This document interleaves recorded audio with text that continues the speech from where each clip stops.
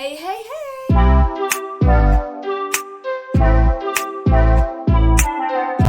On se retrouve aujourd'hui pour une nouvelle vidéo, j'espère que vous allez bien. Moi ça va, ça sent la fin de la grosse période de l'année où c'est compliqué, ça sent le printemps. C'est pour ça que je reviens avec une palle du mois d'avril. Et en plus il y a aussi la joie de réussir à être un minimum régulière, enchaîner 2 vidéos, c'est un truc exceptionnel en ce moment. Donc comme je vous l'ai dit, ça va être une pile à lire du mois d'avril. Je vous le répète tous les mois, ce n'est absolument pas exhaustif, c'est-à-dire que je peux enlever des livres, rajouter d'autres livres, finir ma palle et du coup rajouter d'autres livres. C'est beau de rêver, mais sur un malentendu, ça peut passer. Ça va pas être énorme, très sincèrement, c'est un petit peu prétexte à vous sortir une vidéo, je vais être extrêmement honnête sur ce point-là. J'ai des envies très ciblées, donc je pense que ça tourne beaucoup autour de la romance, hein. En ce moment, je sais pas pourquoi, je pense que c'est le printemps, la saison des amours. J'ai envie de lire de la romance fantastique, de la romance historique. Je vous propose qu'on y aille tout de suite. C'est parti! Il y en a au total 6, il y a 5 romances historiques et une romance fantastique, je vous l'ai dit, je vais dire que de la romance. Pourquoi? Parce que je me garde la fantasy pour le mois de la fantasy. Voilà. J'avais très envie d'en lire certains, mais je me dis, tu vas plus les savourer pendant le mois de la fantasy, et je le sais, parce que le mois de la fantasy c'est un mood en fait.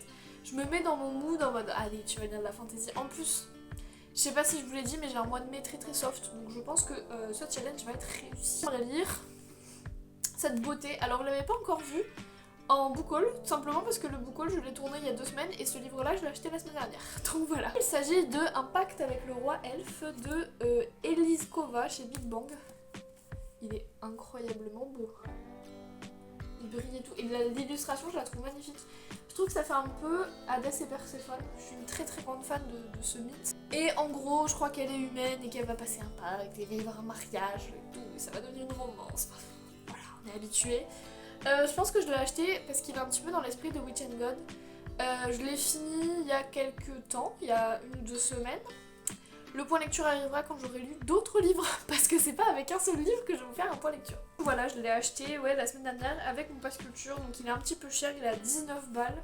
Mais franchement, il est tellement beau que bon. Et puis il est très compact, hein. Il est pas gros, mais c'est du bon papier, hein. Du coup voilà, j'ai vraiment très envie de le lire, parce qu'en ce moment je suis un petit peu dans mon mood, mais comme je vous l'ai dit, Witch and God, c'est-à-dire oui, ils se marient de force, mais au final ils se rendent compte qu'il y a peut-être des sentiments et qu'ils peuvent se sauver, s'aider, enfin voilà. C'est mon mood du moment, donc je pense que tout naturellement je l'ai acheté, tout naturellement il est dans ma palle. J'aimerais bien le garder pour le mois de mai, mais franchement je me dis que j'en ai tellement pour le mois de mai que c'est pas grave. Genre, voilà, lui il peut passer à la trappe. C'est pas grave. Bon, du coup maintenant je vous propose qu'on passe à la romance historique, parce qu'il y en a beaucoup. Du coup, le premier, il s'agit du double roman Destin de Viking de Anna Lira, chez Victoria aux éditions Harlequin. Alors je sais pas encore lequel des deux je vais lire, parce que comme je vous l'ai dit, il y a 2 romans à l'intérieur. Donc il y a La Viking et le Pic des cœurs de Berserker. Et je sais pas du tout lequel je vais lire, je verrai lequel me tente le plus sur le coup. Mais du coup, le fait d'avoir 2 romans en un, pendant les vacances chez mes parents, je peux prendre que celui-là et avoir 2 romans pour le prix d'un, ce qui est quand même relativement cool. C'est pour ça aussi que quand j'ai des vacances, que ce soit chez mes parents ou que je pars dans ma famille ou quoi, je privilégie les doubles tomes. Oui, du coup voilà, c'est pour ça que je prends souvent des doubles tomes et que du coup j'adore les Bridgerton, et là il y a Virgin River. Et j'adore aussi les éditions J'ai lu qui publient énormément en double tome parce que c'est pratique. Tu prends qu'un seul livre, tu peux en lire 2 pour le prix d'un. Alors c'est rare que j'enchaîne, on va se calmer. Mais voilà, vous avez un peu compris l'idée, c'est vraiment, tu en prends un, t'en as 2 pour le prix d'un. Je sais pas encore lequel je vais lire, je pense que je le garde pour chez mes parents, je sais pas, c'est un petit mood sympa que j'aime bien. Et comme ça je choisis celui que je veux et si je veux lire l'autre, parce que là c'est pas une saga. Donc là je peux vraiment lire les 2 séparément sans enchaîner si je suis vraiment dans mon mood viking et tout ça. Du coup voilà, ce petit livre est dans ma pile à lire du mois d'avril. Ensuite, un autre livre de ma palle, il s'agit des Sœurs Charbray. Vous voyez mon accent? Voilà. De Cassandra O'Donnell chez J'ai lu. Encore une fois, en fait c'est une... J'avais pas capté, mais c'est un intégral apparemment, parce que y a que 2 tomes, donc c'est un double tome intégral. Cassandra O'Donnell, autrice que j'aime beaucoup. Peut-être que le fait de le lire, ce livre-là en avril, va me redonner envie de recommencer la Légende des 4 pour le mois de la fantasy. C'est beau de rêver, mais peut-être que je pourrais me faire les 3 pendant le mois de la fantasy. Parce que c'est de la jeunesse, c'est écrit très gros, ça se lit à une vitesse mais incroyable. Donc il y a moyen que pour le mois de la fantasy, je me fasse quasiment la saga au complet. Il manquera que le 4, parce que je ne l'ai pas, j'ai pas acheté vu que j'ai pas lu le 3, ce qui est logique. Mais du coup voilà, j'ai très envie de le lire, toujours dans mon mood un petit peu romance historique.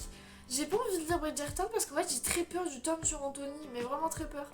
Alors ce que je peux faire, c'est que je le saute et que je le passe direct à Bénédicte. Il y a moyen que je fasse ça. Voilà, les Sœurs Charbury de Cassandra O'Donnell. Ensuite, j'aimerais beaucoup lire Northanger Abbey de Jane Austen aux éditions Hauteville. Donc toujours avec cette couverture magnifique, il est encore sous blister parce que comme je vous l'ai dit, tant que je le lis pas, je l'ouvre pas parce que j'ai pas envie de l'abîmer plus qu'autre chose. Envie en ce moment, je sais pas pourquoi. Du coup oui, c'est peut-être le fait qu'on fasse le romantisme et qu'avant on a fait le Victorian Age, elle est dans le Victorian Age. Mais je sais pas, le fait d'étudier la littérature anglaise du 19e en général, ça me replonge un petit peu dans le mood Jane Austen. Du coup, je me suis dit, mais pourquoi pas le mettre dans ma palle. Du coup, il est dans ma palle. Voilà. Ensuite, un livre que vous avez pareil vu dans mon book haul. Il s'agit de Le journal du capitaine Wentworth de Amanda Grange chez Hauteville, encore une fois.